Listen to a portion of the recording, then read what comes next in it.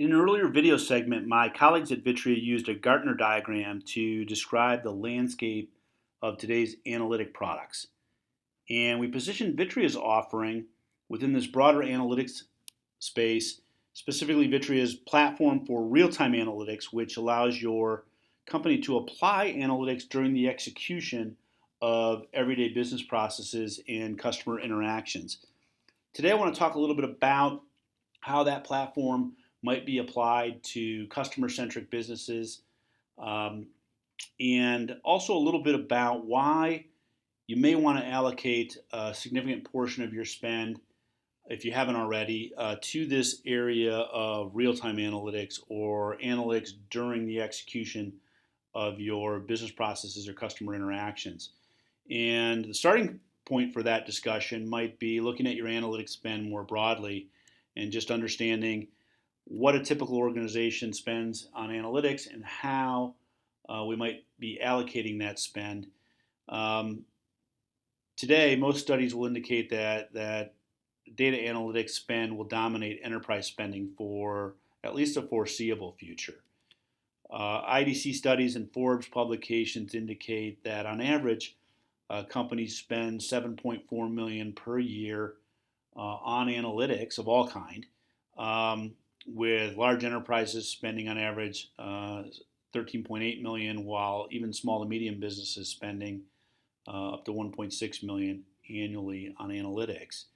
And an interesting statistic on this spend is that fully 77% of surveyed companies projected they'll maintain or increase the spend into 2017. So at least 2 years, 3 years down the road, there's $14, $21 million worth of spend going towards analytics in the average organization. So the question to begin to decompose is, if the spending is strong and continues to be strong, where are we spending and what is the biggest return on our investment if we're going to be spending on analytics? And in order to carry this conversation forward, broadly, we can think of two major categories or types of analytics or situations in which analytics might be applied.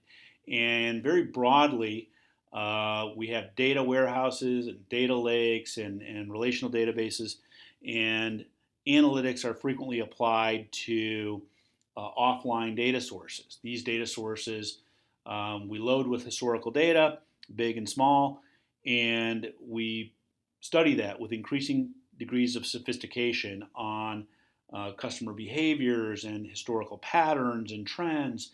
And we continue to do that, and that yields benefit. But that type of analytics spend is really being directed towards understanding of the past, getting ready to apply that to something that might take place in the future. So you're looking for some insights or you're looking for some trends that will help inform you of what to do in the future.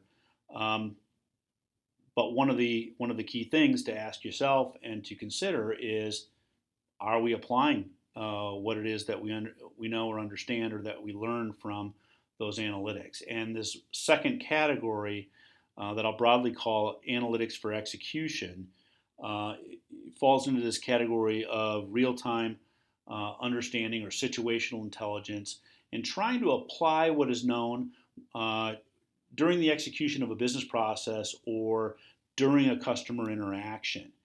And with all the spend going into analytics, we can make a pretty good case that some of that analytics spend should be directed towards applying analytics during the point of interaction or during the execution. Certainly, if analytics spend is at 7 or 10 or $20 million over 2 to 3 years, some of that spend should be directed towards making sure that analytics are applied during the interactions we have with our customers. And that's supported as we look at other studies that indicate that 70% of enterprise executives fault bad execution against a good plan as an outcome that they most frequently experience in their business.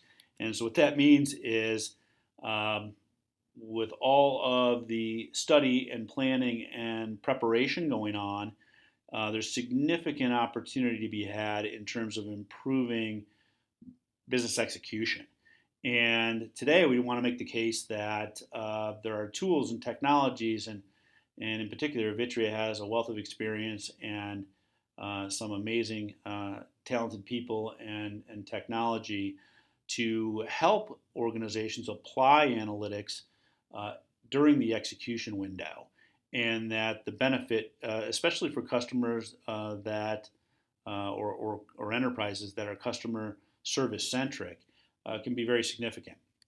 And so, the question we're asking ourselves in the case that we're making today is that we should consider applying analytics to react better during or at the time of interaction, and take a look at the budgets and the spend in your company, and decide if a program in this area pays a higher return than maybe additional spend in areas where funding has already been deployed, and we can reach a point of diminishing returns. There is an opportunity in this area for real-time execution and real-time analytics to have fairly rapid return on investment, 30, 60-day results, and it can be quite uh, impactful in terms of changing a customer's experience or intervening